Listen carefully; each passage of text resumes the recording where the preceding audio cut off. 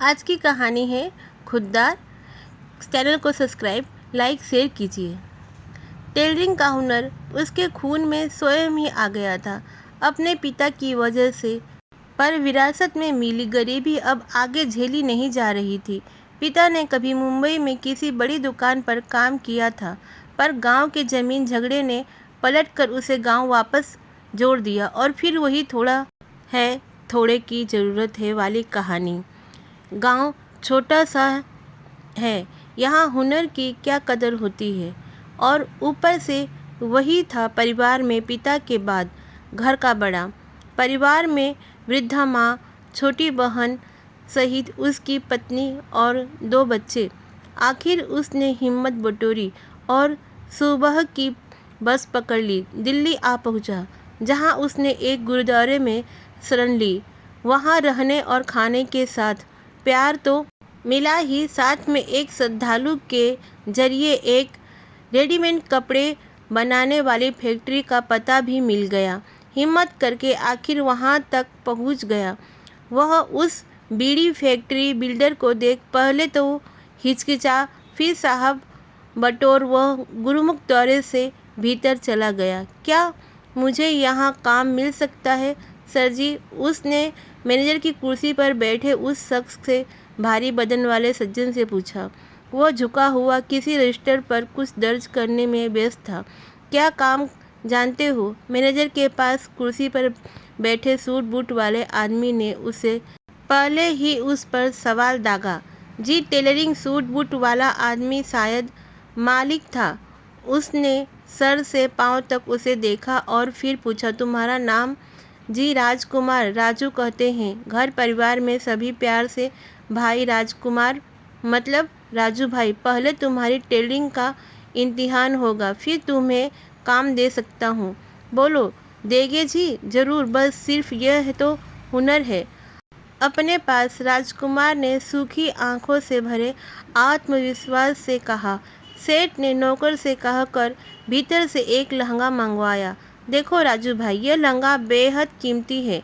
हमारे expert Taylor ने इसे सिलने में कुछ ऐसी गलती की है कि इसे पहनने वक्त यह इसका साथ डिजाइन साइड की तरफ चला जाता है। क्या तुम इसे खोल कर सेट कर सकते हो? अगर हाँ तो तुम्हारी नौकरी पक्की। मुझे मौका दे, मैं कोशिश कर देखता हूँ। हाँ, कर सकते हो तो हाथ लगाना। बहुत महंगा लहंगा है। हमारे वाले लहंगा एक्सपर्ट तो अपने हाथ खड़े कर गए हैं। वैसे कितना वक्त लगेगा जी? सिलाई खोल कर यही 2 घंटे ठीक है। अंदर साथ वाले कमरे में मशीन पर बैठ जाओ, पूरे 3 घंटे देता हूँ तुम्हें, ठीक है? राजकुमार ने अपने मुंह से कुछ नहीं कहा, बस लहंगा उठाया और कमरे में मशीन पर जा बैठा। अभी सिर्फ 1 ही घंटा बीता था। वह उस भारी लहंगे को उठाया, बाहर निकल आया। क्या हो गया? सेठ ने हैरानी से उसकी तरफ देखते पूछा। जवाब ने उसने लहंगा सामने मेज पर लटका दिया। सेठ ने उसे उल्टा पलटा देखा और फिर पैक करवाकर बाइक पर एक लड़के को उसे लहंगे की मालकिन तक पहुंचाने का आदेश दिया और कुर्सी पर बैठकर चाय पीने लगा। अभी उसे चाय ख़त्म ही थी कि सेठ को फ़ोन आया कि लहंगे की फिटिंग बिल्कुल सही थी। मोबाइल रखते ही सेठ की आंखों में उसके लिए इज्जत और कदर बढ़ गई थी।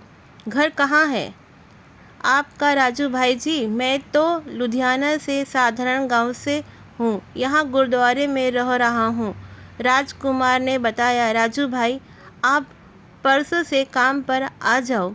25,000 महीना और रहने खाने का खर्च भी हमारा होगा। कहो मंजूर है? जी, 25,000। इतने में तो अम्मा, बाबूजी, छुटकी की पढ़ाई, घर वाली, बच्चे सहित सबका भरण पोषण अच्छे से हो जाएगा। शुक्र है प्रभु तुम्हारा। उसकी आंखों में सुनहरी चमक थी। मगर सेठ जी, परसों क्या, आज या कल से ही क्यों नहीं? राजकुमार ने हैरानी से सवाल पूछा।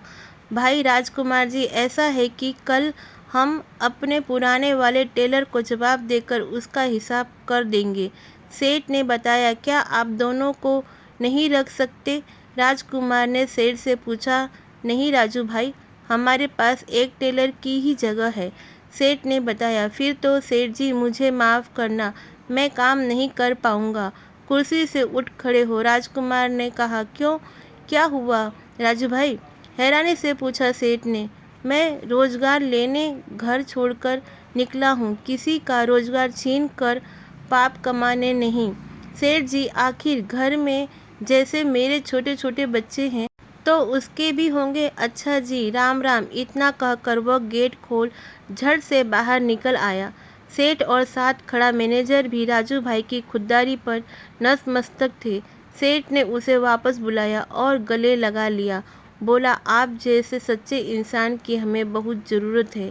आप यही काम करेंगे, आपकी हर शर्त मंजूर है। राजू भाई की आंखों से आंसू टपक पड़े। उसने ऊपर देखकर हाथ जोड़कर अपने स्वर्गीय पिताजी को नमन किया। वे सदैव कहते थे कि अपने फायदे के लिए किसी के पेट पर लात मत मारना। राजू बेटा, कहानी पसंद आए तो चैनल को सब्सक्राइब, लाइक, शेयर कीजिए।